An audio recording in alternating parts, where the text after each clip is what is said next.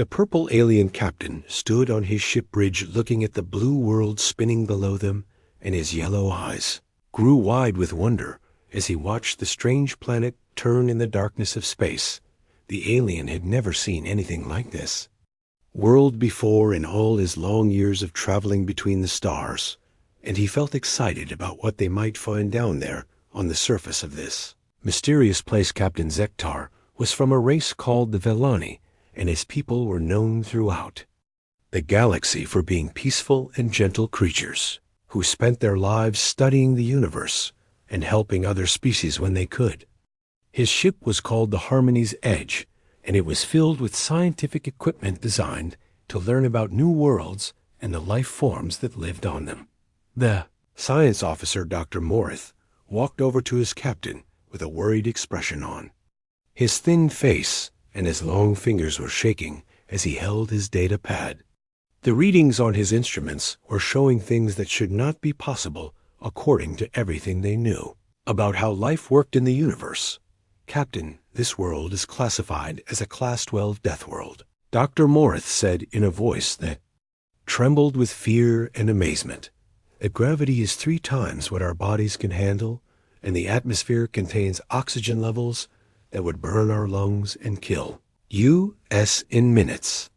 The star that shines on this world sends out deadly radiation that should destroy any living cells, and the temperature changes are so extreme that most life forms would freeze or cook to death. Zektar moved closer to the screen and stared at the blue and green world below them. But you said there were signs of life down there. How is that possible if the conditions are so deadly? That is what makes no sense, sir, the science officer replied while checking his instruments again.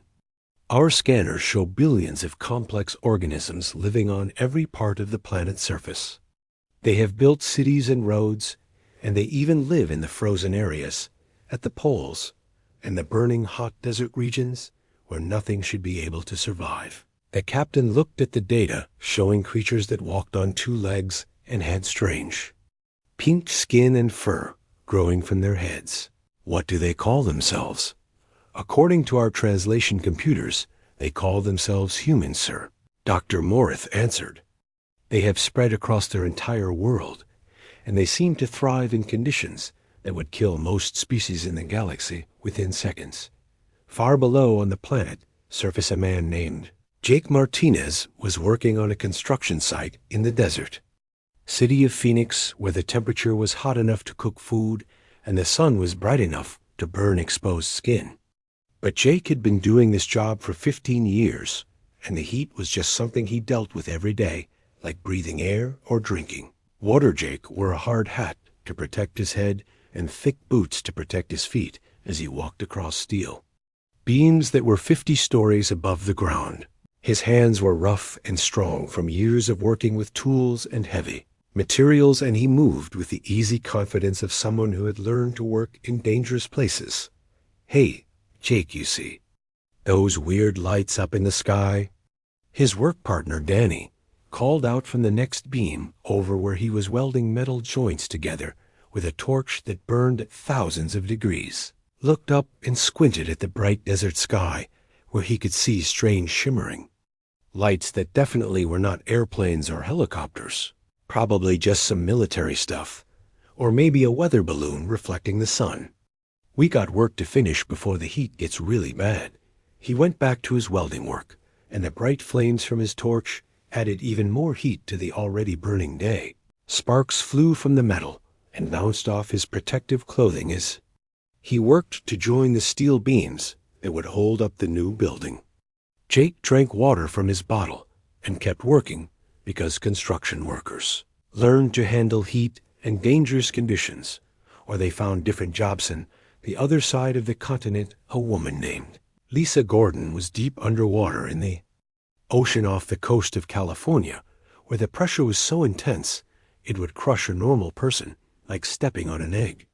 But Lisa was a marine biologist who had spent 8 years studying the creatures that lived in the deepest parts of the ocean, where no sunlight ever reached. Her diving equipment was designed to keep her alive at depths where the water pressure was 20 times stronger than what humans normally experienced. She moved through the dark water, with her lights illuminating strange fish and sea creatures that looked like they came from another world. The temperature down here was just above freezing, and the pressure was enough to implode a submarine. Base. This is Lisa, she spoke into her radio. I am now at 250 meters depth, and the pressure readings are normal.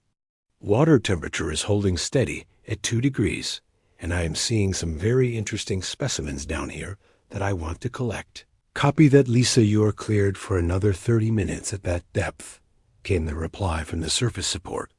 Team Lisa smiled inside her diving mask and continued going deeper into the abyss where few humans had ever been. The crushing pressure that would kill most surface dwellers was just another day at work for her, and she loved the challenge of exploring places where life seemed impossible. Meanwhile, in the state of Iowa, a farmer named Pete Johnson was driving his tractor through fields of corn that grew 8 feet tall under the burning sun. Pete had been farming this land for 20 years, and he knew every inch of soil like it was part of his own body. He worked from sunrise to sunset during planting and harvest seasons, and his hands were thick and hard from years of manual labor. Tractor he drove weighed 15 tons and had enough power to pull through mud that would stop most vehicles. Pete guided it with one hand while he checked his crops with eyes that had learned to spot problems before they became serious. The sun was hot on his back, but he barely noticed because farm work had made him tough enough to handle weather that would send most people running for air conditioning. Weather Service says it might hit 110 degrees today. He told his dog Rex, who always rode in the tractor cab with him, "Good thing we are getting this corn harvested before the real heat wave hits next week." In the city of Boston, Dr. Amy Foster was standing in an operating room with her hands inside a patient's chest cavity where a human heart was beating just inches from her fingers. She had been working for 16 hours straight, but her hands remained perfectly steady as she repaired damaged tissue with tiny stitches that had to be placed with perfect precision. Operating room was filled with bright lights and the constant pressure of knowing that one mistake could cost a human life. But Amy had been trained to work through exhaustion and stress and life or death situations. She had saved hundreds of lives by pushing her body and mind beyond what most people thought was possible. "Suture," she said calmly, and the nurse placed the medical tool in her hand. Amy continued working with the focused concentration of someone who had learned to ignore pain and tiredness when lives were at stake. At the same time, in Yellowstone National Park, a ranger named Tony Clark was hiking through mountain wilderness, carrying a 60-pound pack on his back. The altitude was 8,000 feet above sea level, and the thin air would leave most visitors gasping for breath. But Tony had been doing this job for 12 years, and his legs were strong from walking mountain trails. Every dia, grizzly, bear weighing 600 pounds crossed the trail in front of him, but Tony just stopped and waited calmly for the dangerous animal to pass. He had dealt with bears and mountain lions and wolves many times, and he knew how to stay safe while doing his job of protecting the park and its visitors. The bear disappeared into the trees. Tony continued his patrol through terrain that could kill someone 6 different ways if they made a mistake, but this was just another normal day for a park ranger who had learned to work in one of the most dangerous environments on Earth up in space. The alien ship's sensors were detecting all 5 humans and recording their activities. But the aliens could not understand how these creatures were surviving in conditions that should kill them instantly. The readings showed Jake working in heat that would cook most alien flesh, and Lisa operating at pressures that would crush their ship, and Pete working in gravity that would break their bones. "Captain," Dr. Morith said with growing amazement, "these humans are not just surviving in deadly conditions. They seem to be thriving in them. Their bodies are adapted to handle things that would destroy most life in the galaxy." Captain Zektar made a decision that would change everything. "We must help these poor creatures. They are trapped on a world that is trying to kill them every day. Prepare the specimen collection beam, and we will rescue some of them so we can study how they survive and find them better homes on peaceful worlds. The aliens had no idea what they were about to do or what kind of beings they were dealing with. They thought they were performing a rescue mission to save helpless victims from a deadly world, but they were actually about to kidnap 5 examples of the most dangerous species in the galaxy. Collection beam reached down from orbit and touched the 5 humans with energy that lifted them from their world and transported them to the alien ship. Jake felt a strange tingling sensation and then found himself standing in a white room. Lisa appeared next to him, still dripping with cold sea water. Pete materialized holding a wrench and looking confused. Amy stood therein. The 5 humans stood in what their alien captors believed was a perfect environment designed to make them comfortable and grateful for being rescued from their terrible world. The temperature was exactly 72 degrees, and the humidity was controlled, and the air was filtered to remove anything that might harm them. The gravity was reduced to what the Velani considered safe levels, and everything was designed to be peaceful and pleasant. But instead of feeling grateful, Jake Martinez felt wrong in ways he could not explain. His body was used to the weight of heavy tools and the resistance of strong gravity that made his muscles work hard all day. Here his movements felt strange and floaty, like he was underwater or in a dream. His hard hat sat loose on his head, and his work boots felt too light on his feet. This place feels weird, Jake said as he flexed his hands and tried to get used to the strange sensation. It is like being underwater, but I can still breathe. Everything feels too easy. Lisa Gordon was having problems too, because her body expected either the crushing pressure of deep water or at least normal atmospheric pressure. The thin, perfect air in the alien room made her feel dizzy and weak, like she was at high altitude. She had spent years training her lungs to work efficiently under extreme conditions, and this sterile environment was making her feel sick. The air pressure is all wrong, she said as she sat down heavily and tried to catch her breath. It is like being on a mountain top, but worse.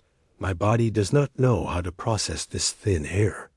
Pete Johnson kept looking around the empty room for something to do with his hands, because he was used to working from sunrise to sunset and always being busy with some important task. The clean white walls with nothing to fix or build or maintain was driving him crazy. His thick farmer hands had no tools to hold and no work to accomplish. I need to get back to my fields, Pete said as he paced back and forth in the small space. The corn needs to be harvested, and my cattle need feeding, and they are probably wondering where I disappeared to. Dr. Amy Foster was examining their prison with the trained eye of someone who had learned to observe and analyze everything around her.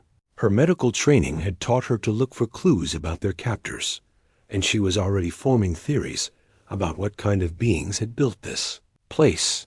Look at the proportions of everything, she said as she pointed to the ceiling and walls.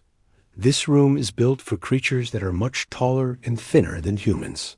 The air composition is wrong too, and I can feel my body struggling to adapt to these conditions. Tony Clark was doing what park rangers do best, which was mapping and understanding his environment, so he could find a way to escape or survive. He walked around the edges of the room, checking for weaknesses and exits, and anything that might help them get out of this place. The walls are made of some kind of energy field, he reported to the others, but they are not perfect, and I can see fluctuations in the pattern. If we can figure out the timing, we might be able to disrupt them. Outside their containment area, Captain Zektar was watching the humans through monitoring devices, and he was confused by their behavior. Instead of showing gratitude for being rescued from their deadly world, they seemed upset and agitated and angry. Dr. Morith, why are they not happy? The captain asked his science officer. We have given them perfect conditions with ideal temperature and pure air and comfortable gravity. They should be celebrating the rescue. The science officer studied his instruments carefully, and what he saw made him worried. Captain, I think we may have misunderstood something important about these beings. Their body chemistry is changing in ways that suggest they are in distress rather than relief. Their heart rates are elevated, and their breathing is irregular, and their muscle tension indicates they are preparing for some kind of conflict. Zektar was shocked by this idea, but we saved them from that horrible world with its crushing gravity and poisonous atmosphere and deadly radiation. Why would they want to fight us when we are trying to help them? Inside the containment area, the humans were learning more about each other and discovering that what they each considered normal daily work would be impossible for most beings in the galaxy. Jake was amazed to learn that Lisa worked in water pressure that would crush him like a tin can. And Lisa was impressed that Pete worked longer hours than most people thought possible. So you actually go diving in water that deep? Jake asked with amazement in his voice. Every single day, Lisa replied. The pressure down there is 20 times what you experience on the surface, and it would crush your body instantly. But I have been training for years to handle those conditions. Pete shook his head as he listened to her description. That sounds dangerous, but it is nothing compared to farm work. I work 18-hour days during harvest season, lifting and carrying and operating heavy machinery that weighs more than most buildings. Amy looked at both of them with new respect for what they did. I performed surgery for 12 to 16 hours straight, and my hands have to stay perfectly steady while I work inside people's bodies. One small mistake and the patient dies on the table. Tony smiled as he continued checking the walls. I track dangerous animals through wilderness areas where the altitude would leave most people unconscious. Bears and mountain lions and wolves are all just part of my normal job. The humans were beginning to understand that each of them represented a different aspect of human capability, and what they considered normal work would be completely impossible for most species in the galaxy. They were not special or superhuman. They were just regular people who had been shaped by life on a world that demanded toughness. Captain Zektar decided to try talking to them directly, so he activated the universal translator and spoke to the humans through the containment field. Greetings, rescued beings. I am Captain Zektar of the Galactic Council vessel Harmony's Edge. We have brought you away from your dying world, so we can give you new homes on peaceful planets where you will be safe. Jake stepped forward because his construction worker experience had taught him to speak up when someone was making a mistake. We do not want to be rescued, and we want to go home. That dying world you are talking about is called Earth, and it is our home. But surely you must understand, Zektar said with desperation in his voice. Your world is a Class 12 death world, where the gravity should crush your bones, and the radiation should kill your cells, and the atmospheric pressure should collapse your lungs. How do you possibly survive in such terrible conditions? Lisa laughed, and the sound made the alien captain step back nervously. Those are not deadly conditions. That is just normal Earth weather. The pressure you are worried about is something I work in 20 times stronger every single day. The gravity that scares you is what Jake carries 100-pound steel beams in all day long. Pete joined the conversation with a big smile. The radiation from our sun feels good on my skin, and I work outside in it for 12 hours every day. The temperature changes you measured are just normal weather. I work in 120-degree heat and 20 below zero cold, and that is just regular farm work. Amy used her medical knowledge to analyze their captors. Your species must be very fragile if you consider our normal environment to be deadly. What kind of evolution created beings who are so delicate that they cannot handle basic Earth conditions? Tony added his perspective as someone who worked with dangerous situations every day. Our world created us to be tough because Earth does not care if we live or die. We learned to survive because we had to. We are not victims who need rescuing. We are survivors who know how to handle difficult conditions. Dr. Morith was watching his instruments and the readings were getting more extreme. Captain, their stress levels are not going down. If anything, they are becoming more agitated. And their physical capabilities are far beyond what we estimated when we first scanned them. That is impossible. Zektar protested. They are primitive beings from a barely developed world. How could they be more advanced than our civilization? Jake heard this through the translator, and his voice got harder. Advanced. We are not advanced, buddy. We are just tough. Earth made us tough because Earth is a hard place to live. We learned to survive because we had to, or we would die. The captain was beginning to understand that his rescue mission might have been a terrible mistake. These were not grateful refugees who wanted to escape from a dying world. These were creatures who had been taken from their natural habitat, and they were not happy about it. "What do you want from us?" he asked nervously. All 5 humans answered at the same time with voices that made the aliens step back in fear. "We want to go home." But Captain Zektar could not understand how anyone would want to return to a world that his instruments said was completely uninhabitable. In his mind, he was still saving them from certain death, even if they were too primitive to understand the danger they had been living in. "I cannot return you to that world," he said firmly. "It would be murder to send you back to such deadly conditions. You will thank us later when you see how beautiful and peaceful the galaxy can be." The humans looked at each other, and something passed between them that made the aliens monitoring them very nervous. They had been patient and tried to explain their situation, but now they were realizing that their captors were not going to listen to reason. Jake cracked his knuckles, and the sound echoed through. Captain Zektar refused to return the humans to Earth because he truly believed in his heart that he was saving them from a terrible fate. His Villani nature made it impossible for him to understand that they actually wanted to return to what he saw as certain death. This decision would prove to be the worst mistake of his very long life. Jake Martinez began doing what construction workers do best, which was figuring out how things were built and how to take them apart. He walked around the containment area, running his hands along the walls and ceiling.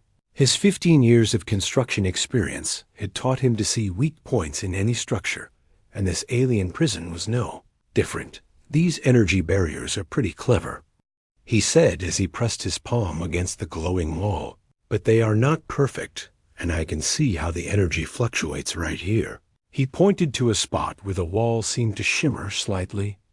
"That is a stress point, and in construction, we call that a failure waiting to happen." Lisa Gordon was using her scientific training to understand how their captor's technology worked. Her years of studying pressure systems and environmental controls in deep-sea research were helping her figure out how the alien ship operated. She had found what looked like an environmental control panel near the floor of their cell. The life support system is designed for beings that need much less oxygen than we do, she explained to the others. That is why we feel weak and dizzy. They are slowly suffocating us while thinking they are helping us breathe better. Pete Johnson was getting more frustrated by the hour because his farming background had taught him that idle hands were the devil's workshop, and he needed something useful to do. He started examining the few objects in their cell with the careful attention of someone who had fixed farm equipment for 20 years. "This whole setup is poorly designed," he muttered as he looked at their food dispenser. "Back home I maintain machinery that is 100 times more complex than this stuff, and I do it with basic tools and common sense." Dr. Amy Foster was taking mental notes about their captors' physical characteristics based on how the ship was designed. Her medical training was helping her understand the aliens' weaknesses, and she had noticed that all the ship's systems were built for beings with much lower stress tolerance than humans. "Look at how everything is padded and soft," she said as she pointed to the cushioned surfaces throughout their cell. "These aliens must be incredibly fragile creatures. The slightest bump or pressure change would probably injure them seriously." Tony Clark was doing what park rangers do, which was learning the territory and planning for emergencies. His training in wilderness survival was helping him understand the ship's layout and security systems. He had already identified 3 potential escape routes and was working on a 4th. The guards changed shifts every 6 hours. He reported quietly to the others. They are not trained for security work, and they move like scientists rather than soldiers. They are also clearly afraid of us, even though we are locked up. The humans were beginning to work together as a team, with each person contributing their unique Earth-trained skills. What the aliens did not understand was that every human on Earth was basically a specialist in survival under extreme conditions. They had been shaped by a world that demanded toughness and adaptability. Dr. Morith was monitoring their conversations and becoming more worried by the hour. Captain, I think we may have seriously underestimated these beings. Their casual conversations suggest they have capabilities that exceed our most advanced technologies. Please explain what you mean, Zektar said, because he did not want to believe his science officer. The one called Jake is discussing structural engineering concepts that our own engineers would find difficult to understand. The female called Lisa knows more about pressure dynamics than the person who designed our ship. The farmer Pete is describing equipment maintenance procedures that are beyond our current scientific knowledge. But they are primitives, Zektar protested. They do not even have faster than light travel or energy weapons. Captain, the medical one called Amy, just correctly diagnosed the health problems of our crew members by observing how the ship is designed, and the one called Tony has mapped our entire security system just by watching the guards walk by inside their containment area. The humans were sharing stories about their normal daily lives that would have horrified their captors if they had understood what they were hearing.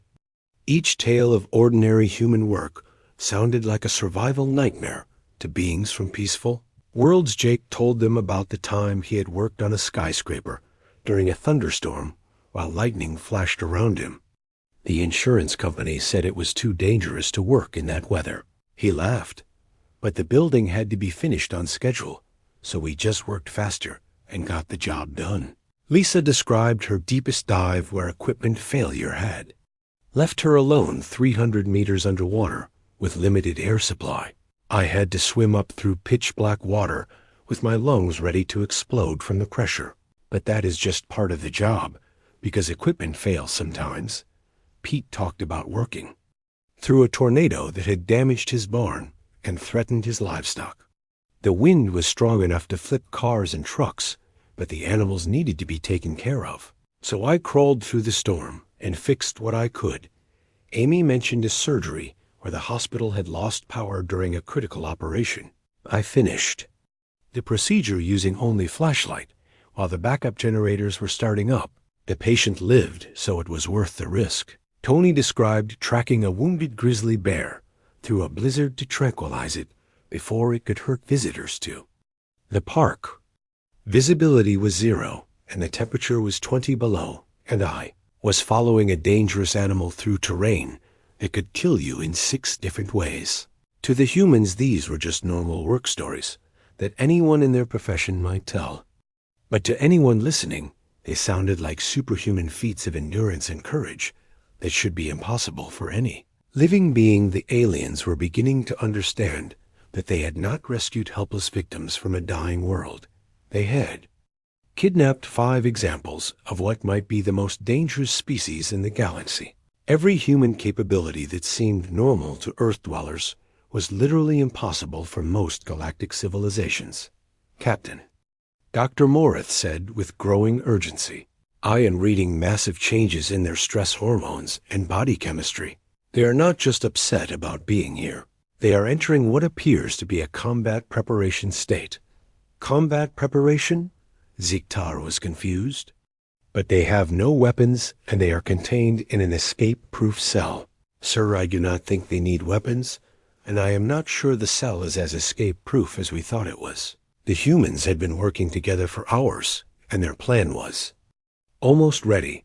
Jake had found the weak points in the containment field. Lisa had figured out how to manipulate the environmental controls. Pete had identified tools they could make from the cell's furnishings. Amy had analyzed their captors' psychological and physical weaknesses. Tony had mapped the ship's security patterns and guard rotations. So we are all agreed, Jake said quietly. We are going home whether they like it or not. I still think we should try talking to them one more time. Amy said, maybe if we explain that we are not helpless victims, they will understand and let us go. They think our home is a death trap. Lisa pointed out, they cannot imagine anyone choosing to live in conditions they consider deadly. To them, we are like disaster survivors who do not realize we need help. Pete nodded grimly. My grandfather used to say that some people will not listen to reason until you get their attention first. Maybe it is time to get their attention. Tony checked his mental map of the ship one more time. The next guard change is in 20 minutes, and that gives us our best window of opportunity. Is everyone ready? The 5 humans looked at each other and nodded with the kind of determination that only comes from people who have faced life and death situations as part of their daily work. They were about to show the galaxy what happened when you kidnapped people from Earth and refused to let them go home. Captain Zektar was in his quarters reviewing the data on human physiology when the ship's alarm systems began wailing. He had no idea that his prisoners were about to become his protectors. He had no idea that his rescue mission was about to turn into the most important lesson in galactic history. 5 humans were ready to show their captors what real Earth toughness looked like, and the galaxy was about to learn why messing with Deathworlders was such a terrible idea. Jake cracked his knuckles, and the sound echoed through the containment area like small explosions. Time to go to work, people. Lisa smiled as she placed her hands on the environmental controls. Let us show them what humans can do. Pete picked up a piece of furniture that he had modified into a tool. They wanted to see how we survive on Earth. Now they are going to find out. Amy took a deep breath and prepared to use her medical knowledge in ways the aliens never expected. Remember, we are not trying to hurt them. We just want to go home. Tony coordinated their movements like he was managing a wilderness emergency. On my mark, 3, 2, 1, go. The humans began their escape attempt, and the aliens were about to learn that kidnapping Deathworlders was the worst mistake they could possibly make. The humans were ready to start their escape plan when the ship's alarm systems began making loud warning sounds that echoed through every corridor. Red lights flashed everywhere as Captain Zektar's panicked voice came through the communication system telling everyone that they were in terrible danger. All crew members report to emergency stations immediately. We are being boarded by Krexthi raiders. This is not a drill. All crew to emergency stations now, inside their containment cell. The 5 humans looked at each other with the grim understanding that comes from people who have dealt with dangerous situations. They had heard enough about galactic politics during their imprisonment to know that the Krexthi were very bad news for everyone involved. This changes everything, Tony said as his park ranger instincts kicked in. If these Krexthi are as dangerous as they sound, then everyone on this ship is in serious trouble. Jake was already moving toward the weak point he had found in the containment field. We were going to break out anyway, but now we have a much better reason to do it. Through the ships. Internal monitoring systems. Dr. Morev watched in horror as heavily armored Krexthi warriors began materializing in the transport bay. They were tall, muscular beings covered in thick scales and carrying weapons that could destroy most known materials. The peaceful Villani had no military training and no weapons to defend themselves with. Captain, they are cutting through our hull. In 12 different places, the science officer reported with fear in his voice. We have no defenses at all because we are not a military vessel. Captain Zektar was paralyzed with terror because the Villani civilization had not fought a war in over 1,000 years. They had no weapons and no fighting tactics and no experience with violence of any kind. The peaceful species that had tried to rescue humans from their deadly world was about to learn What real danger actually looked like the Krex the commander was a massive warrior named Grakth, whose scales were scarred from countless battles, and whose eyes showed the cold calculation of a predator who had conquered many worlds. He walked onto the bridge of the Vellani ship with his weapon drawn and ready to kill anyone who opposed him. "Vellani ship, you will surrender immediately," he growled in a voice like grinding metal. "We know you have collected specimens from the Deathworld, and those specimens now belong to the Krex the Empire. Please," Zektar begged as he trembled with fear.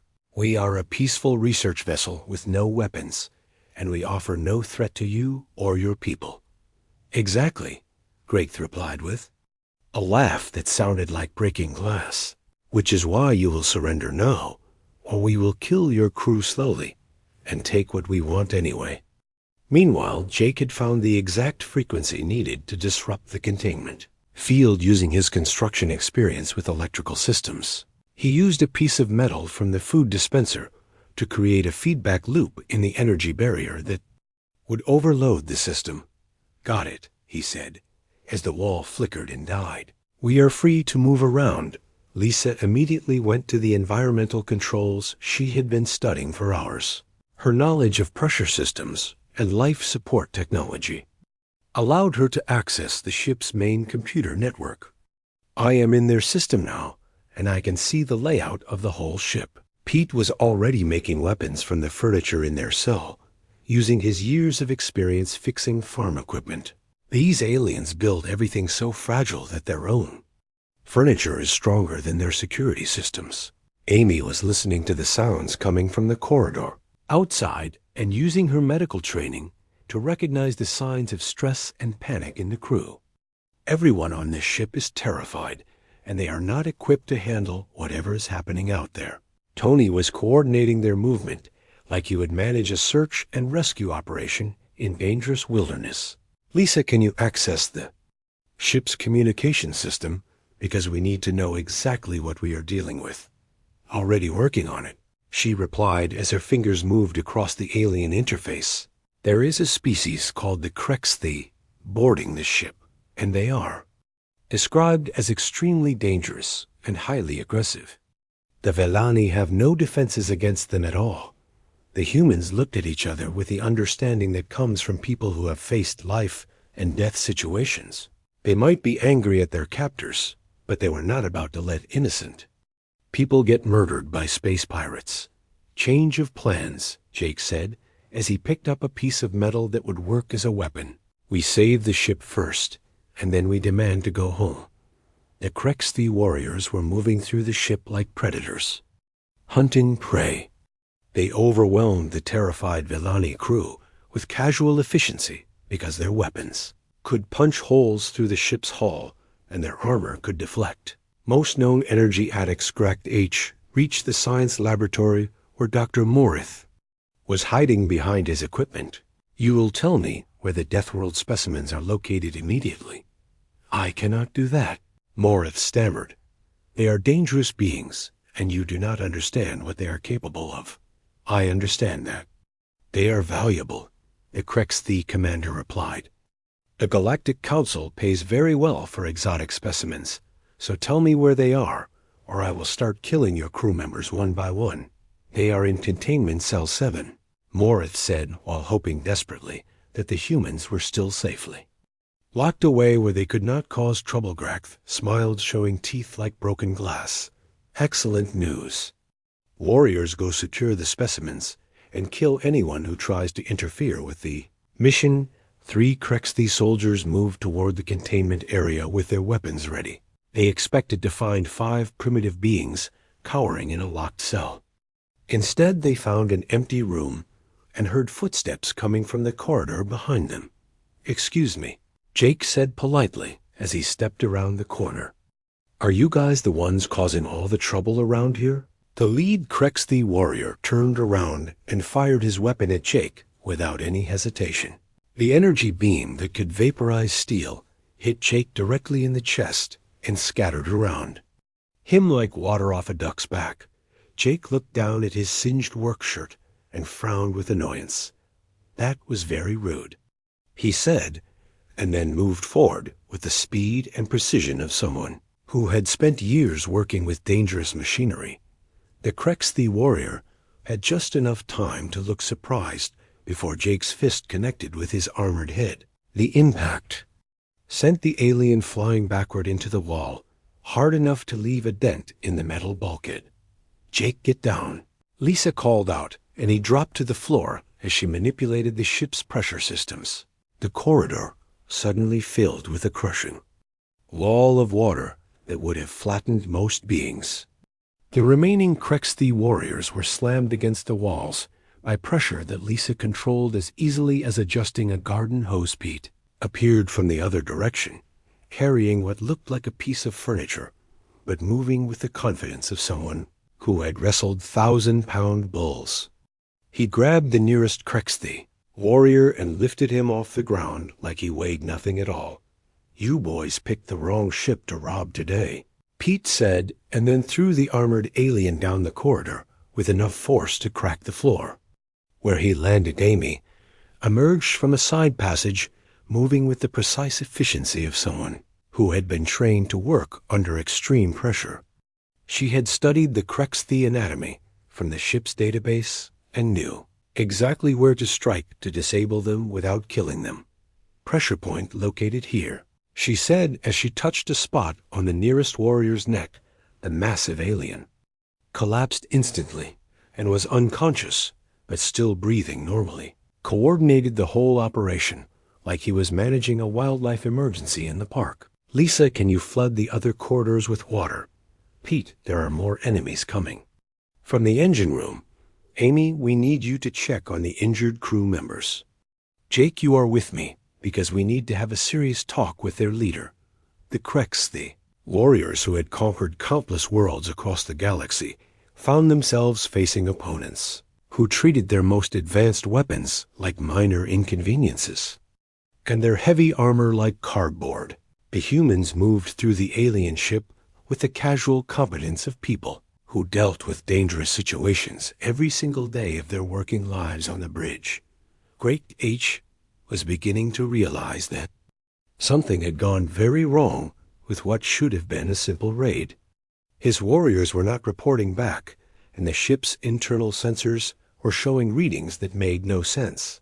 "Commander," one of his remaining soldiers said with nervousness in his voice, "the specimens have escaped from their containment cell, and they are fighting our boarding party." "That is impossible," Great H snarled. "They are primitive beings from a barely civilized world. Send more warriors to capture them." "Sir, we have sent more warriors, but they are not responding to our communications." That was when Jake and Tony walked onto the bridge, moving with the relaxed confidence of people who knew they were completely in control of the situation. "Are you the one in charge of this mess?" Jake asked Graith in a pleasant conversational tone. The Krexthi commander looked at the two humans and started laughing. "You are the Deathworld specimens that everyone is so worried about. You look completely pathetic. I will enjoy selling you to the highest bidder." He raised his weapon and fired at both humans with energy beams that could destroy entire buildings. The deadly energy bounced off Jake and Tony Lee. The aftermath of the Krexthi raid left both alien species completely changed in their understanding of what humans really were and what they were capable of doing. Captain Zektar stood on his bridge, watching the 5 humans coordinate the cleanup. With the casual efficiency of people who had just dealt with a minor workplace incident, rather than a life-threatening emergency, Jake was helping the ship's engineers repair the damage caused by the Krexthi weapons, and his construction experience was making him better at fixing their advanced technology than their own maintenance crews were. He worked with alien tools that were designed for beings with much weaker grip strength, and he had to be constantly careful not to break them with his normal human strength. "Your hull plating is way too thin," he told the chief engineer in a matter of fact voice. "Back home on Earth we use thicker metal for garden tool sheds. Number wonder those raiders cut through your ship so easily." Lisa had taken over the ship's life support systems after discovering that the Velane had been slowly killing the humans with their so-called perfect atmosphere. She was adjusting the environmental controls with the precision of someone who understood pressure and atmospheric composition at a level that amazed the alien scientists. You need to increase the oxygen content by 12% and raise the atmospheric pressure by 30%. She explained to Dr. Morith, your current settings would kill most Earth life forms within just a few hours. Pete was in the cargo bay reorganizing the ship's supplies with the methodical efficiency of someone who had managed complex farm logistics for decades. The Vellani storage system was so poorly designed that Pete was able to triple their carrying capacity just by applying basic farming principles that any rural person would know. You are wasting 60% of your available storage space, he told the quartermaster, and your food preservation methods are completely primitive. I have seen better systems in old-fashioned farm barns. Dr. Amy Foster was treating the injured crew members, both Vellani and Krexthi, with medical skills that seemed miraculous to the aliens. Her ability to work under pressure and make life or death decisions had saved several lives that the ship's medical equipment could not handle. Your surgical techniques are about 50 years behind what we consider standard practice on Earth, she informed the ship's doctor, and your understanding of trauma medicine is dangerously inadequate for dealing with serious injuries. Tony was organizing security for the ship and setting up patrol schedules with the expertise of someone who had managed wilderness areas larger than most planets. His casual competence at handling dangerous situations was making the peaceful Vellani very nervous about what humans might be capable of. You have no security protocols at all, he told Captain Zektar. Your ship is completely defenseless against anyone with hostile intentions. It is a miracle you have survived this long in space. The surviving Krexthi warriors were huddled in the ship's holding cells, completely traumatized by their encounter with the humans. Greg, their former commander, sat in the corner muttering about demons that walked like normal people and laughed at weapons that could destroy entire cities. They are not natural beings, he kept saying to anyone who would listen. No species should be able to survive what they survived. No creatures should be able to do what they did to us. Captain Zektar found himself in the impossible position of having to apologize to very beings he had tried to rescue from their terrible world. He approached the humans with the nervous energy of someone who had just realized he had kidnapped the galaxy's most dangerous predators, humans. He began very carefully. I must offer my most sincere apologies. We did not understand what you were or where you came from. We thought we were saving you from a terrible fate. Jake looked up from the hull repair work he was finishing. No hard feelings, Captain. You meant well, even if you went about it the wrong way. But next time, maybe you should ask people before you kidnap them. We will return you to your world immediately, Zektar promised. We will also file a complete report with the Galactic Council recommending that your species be left alone permanently. Amy paused in her medical work. What kind of report are you planning to file? Dr. Morith cleared his throat nervously. We will recommend that your world be classified as a protected zone where no alien contact will be permitted without explicit permission from your planetary government. Why would you do that? Lisa asked, even though she suspected she already knew the answer. Because, Zektar said quietly, we now understand that what we thought was a dying world is actually a training ground that produces the most dangerous species in the galaxy. Every human we have observed possesses capabilities that exceed our most advanced military forces. Pete laughed as he finished organizing the cargo bay. Dangerous. We are just regular people doing regular jobs. You are the ones who are too fragile to handle normal living conditions. Tony nodded in agreement. Earth is not a death world. It is just our world. We are not super soldiers. We are just adapted to the place where we evolved.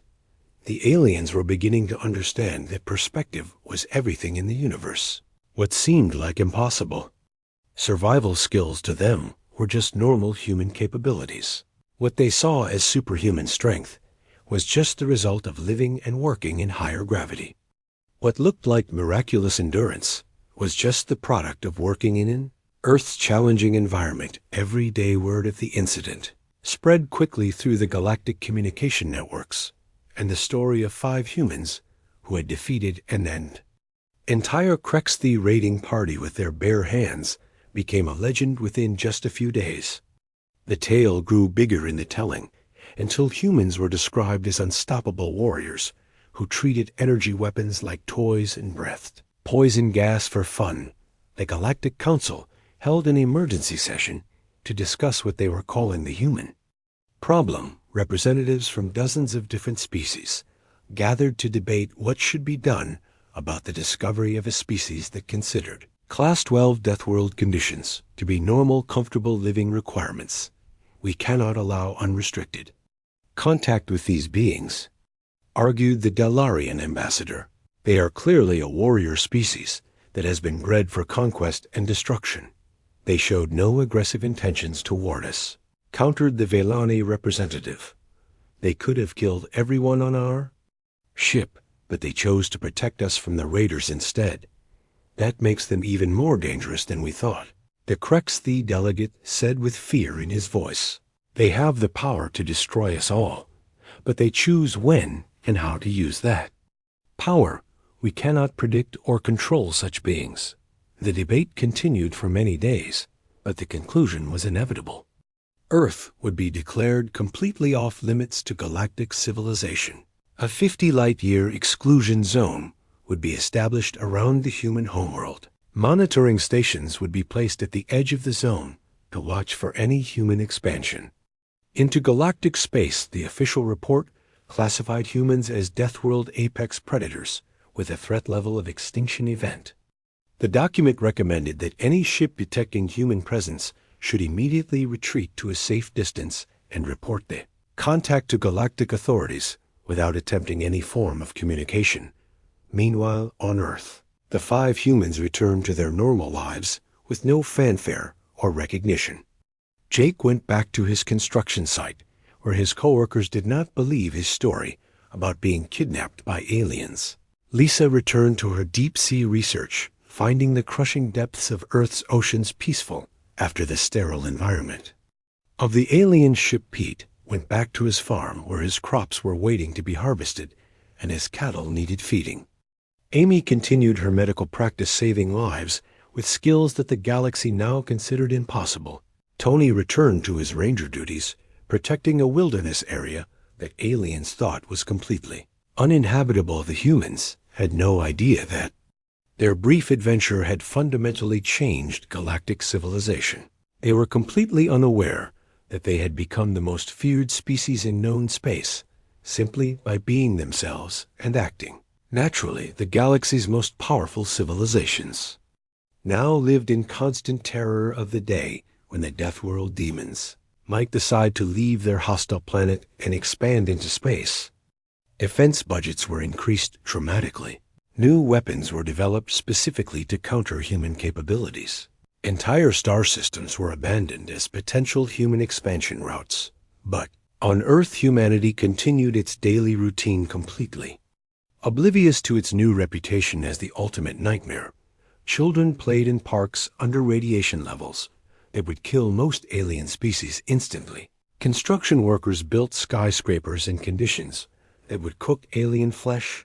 Farmers worked in heat that would melt alien equipment. Doctors performed medical procedures that sounded like torture. Methods to peaceful species? Park rangers protected wilderness areas that were more dangerous than most planets' worst environments. And everyone went about their business, completely unaware that the universe was hiding from them in terror. Final irony was that humanity remained blissfully ignorant of its status as the galaxy's ultimate boogeyman. They continued to see themselves as a young species, just beginning to explore the universe, having no idea that the universe was already trembling in fear at the thought of human contact. The exclusion zone around Earth remained in plaque.